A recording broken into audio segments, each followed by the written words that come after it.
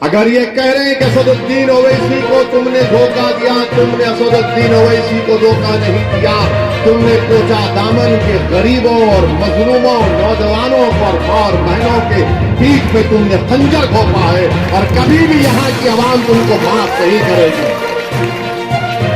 अगर हिम्मत है तो आज आओ, इस्तीफा दो, आज इस्तीफा। मैं इन चारों बेईमानों से कह रहा हूं, अगर तुम में हिम्मत है तो इस्तीफा दो। खुदा की कसम खाकर कह रहा हूं, तुम जब दोबारा चुनाव लड़ोगे इस्तीफा देकर, तुम्हारी जमानत नहीं बचेगी। है तुम में हिम्मत तो बोलो, नीतीश को आ जाओ, तेजस्वी को आओ, तुम्हारे लिए कैंपेन करो। ओवैसी अकेला खड़ेगा, मगर इस्तीफा नहीं देंगे, इस्तेसाल करेंगे। इनमें हिम्मत नहीं है इस्तीफा देने की। अरे तुम नहीं जीते, मजलिस की मोहब्बत में आवाम ने वोट किया। तुम नहीं, तुम्हारी साथ नहीं जीती, सीमांचल की लड़ाई के लिए आवाम ने वोट किया। तुम्हारे बाप की वजह से तुम नहीं जीते, सीमांचल के वजह से तुमको कामयाबी मिली। ये समझ गए कि इनकी जात बहुत बड़ी है, इनफरादियत बहुत बड़ी है। अरे याद रखो, असदुद्दीन ओवैसी को अगर आज पहचान मिली तो अल्लाह के फजलो करम से मजलिस इत्तेहादुल मुस्लिमीन की वजह से मिली। मैं मजलिस की वजह से हूं, अगर मजलिस नहीं मगर नहीं हूं तो मैं कुछ भी नहीं। तो इन लोगों ने समझ लिया कि हम बहुत बड़े हो गए। अरे तुम कभी बड़े नहीं हो सकते। तुमने कौम से गद्दारी की, सीमांचल से गद्दारी की, गरीबों से गद्दारी की। तुम छोटे थे और हमेशा छोटे रहोगे इंशाअल्लाह। मेरे अजीज दोस्तों और बुजुर्गों, ये चार के चार जब निकलकर लालू के घर पर गए तो किसी ने मुझे तस्वीर भिजाई थी कि ये चार के पैर में चप्पल नहीं है, नंगे पैर बैठे हैं। चार के पैरों में चप्पल नहीं है, नंगे पैर बैठे, और लालू उसकी औलाद के पैर में चप्पल है। ये तुम्हारी इज्जत है। अरे हम तो तुमको अपने कंधे पर बिठाया था। सीमांचल की जनता ने, सीमांचल की जनता ने तुमको अपनी आंखों का नूर बनाया था, अपनी पहचान बनाया था, मगर तुमको इज्जत रास नहीं आई। तुम चले गए, उसके पैरों में चले गए, तुम लालू के परिवार के। यहां पर महागठबंधन ने सीमांचल में जनसभा की तो इसी कोचा दामन के मौसूफ ने आखिरी सफ पे उनको बिठा दिए और फोटो डाल रहे कि मैं बैठा हूं। अरे बेशर्मो, कभी तो अपनी इज्जत का तो ख्याल कर लेते। तुमको अल्लाह इज्जत दे रहा था, तुमको इज्जत रास नहीं आई। मगर मेरे अजीज दोस्तों और बुजुर्गों, सीमांचल किसने कहना शुरू किया? क्या राजद ने कहा सीमांचल? क्या लालू ने कहा सीमांचल? क्या नीतीश ने कहा सीमांचल? क्या मोदी ने कहा सीमांचल? सीमांचल अगर किसी ने कहा तो मजलिस इत्तेहादुल मुस्लिमीन ने कहा। आज हम सीमांचल कह रहे हैं तो सबको मजबूरी की हालत में बोलना पड़ रहा है सीमांचल, सीमांचल, सीमांचल। मैं आपसे वादा पहले भी किया था और आज भी कर रहा हूं, अगर सारी दुनिया मेरे खिलाफ हो जाए तब भी अकेला असदुद्दीन ओवैसी खड़े होकर सीमांचल की लड़ाई लड़ेगा। मैं दुनिया के खिलाफ जाने को तैयार हूं। और जो लोग धोखा दिए सीमांचल की आवाम को, सुन लो, अल्लाह सुब्हानहू व तआला तुमको जलील और रुस्वा करेगा। अरे 2025 आएगा, तुम मुंह नहीं खोल सकते तुम्हारे सियासी आकाओं के सामने। तुम आंख में आंख नहीं मिला सकते तेजस्वी यादव से, और नीतीश को तो तुम देख ही नहीं सकते। आज बताइए इनकी क्या अहमियत है? ये मीर जाफर और मीर सादिक की तारीख को उन्होंने दोहराया है।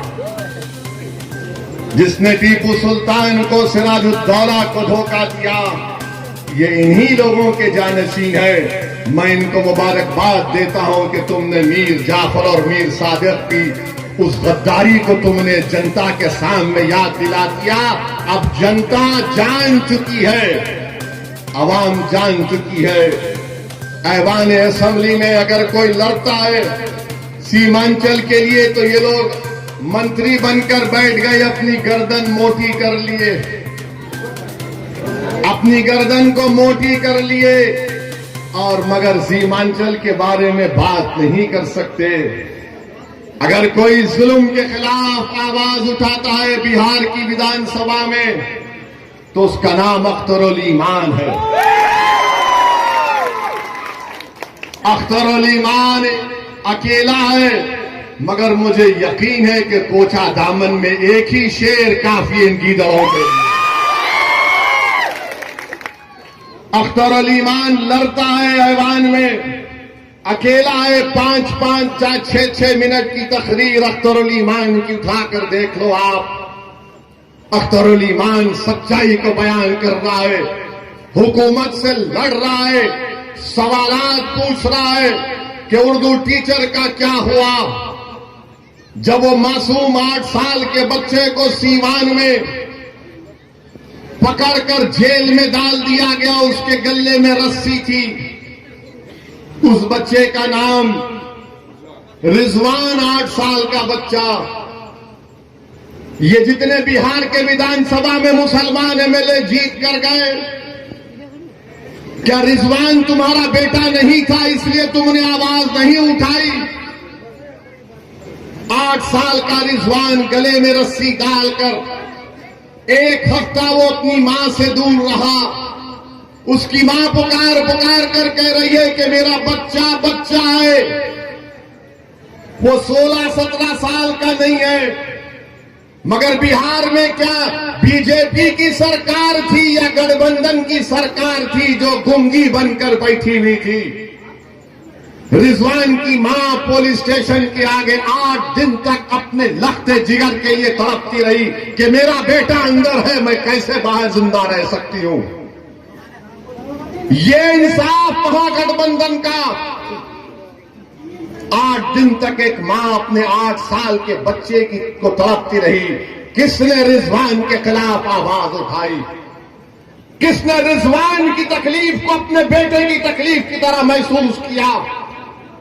किसने उस तड़पती हुई मां के आंसुओं को समझा? वो मजलिस इत्तेहादुल मुस्लिमीन और असदुद्दीन ओवैसी और अख्तरुल ईमान थे जिन्होंने रिजवान के लिए आवाज उठाई। ये महागठबंधन के लोग क्यों नहीं बोले रिजवान के बारे में? अरे तुम बोलो ना रिजवान के बारे में, तुमने क्यों नहीं बोला? बोलो, इल्जाम लगाने वाले हम पर रिजवान पर नहीं बोले। वैशाली में गुलनार नाम की एक बच्ची, वैशाली में गुलनाज एक बच्ची का नाम था, उसको जला दिया गया। क्या गुलनाज के खिलाफ महागठबंधन का कौन सा मंत्री बोला? ये कोचा दामन का बेईमान जो भागकर तेजस्वी के पैरों में पड़ा। क्या गुलनाज पर बोल नहीं सकते थे? नहीं बोलेंगे। अख्तरुल ईमान वैशाली को गए, गुलनाज के बारे में बोला, ये कुछ नहीं बोल सके। फिर मॉब लिंचिंग हुई गाया में, छपरा में, समस्तीपुर में, ये नहीं बोल सकते। मॉब लिंचिंग हुई मुसलमानों की, ये नहीं बोल सकते। किसके खिलाफ बोल सकते हैं ये तमाम बेईमान लोग? मालूम आपको किसके खिलाफ इनकी जबान चलती है? गुलनाज पर नहीं बोलेंगे, रिजवान पर नहीं बोलेंगे, बेगूसराय समस्तीपुर के मॉब लिंचिंग पर नहीं बोलेंगे। किसके खिलाफ बोलेंगे? ओवैसी के खिलाफ बोलेंगे।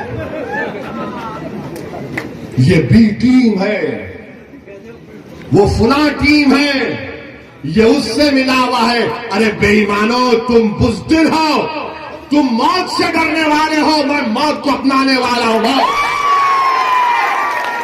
तुम मेरे खिलाफ बोल सकते मगर तुम्हारी जबानें गूंगी क्यों पड़ गई?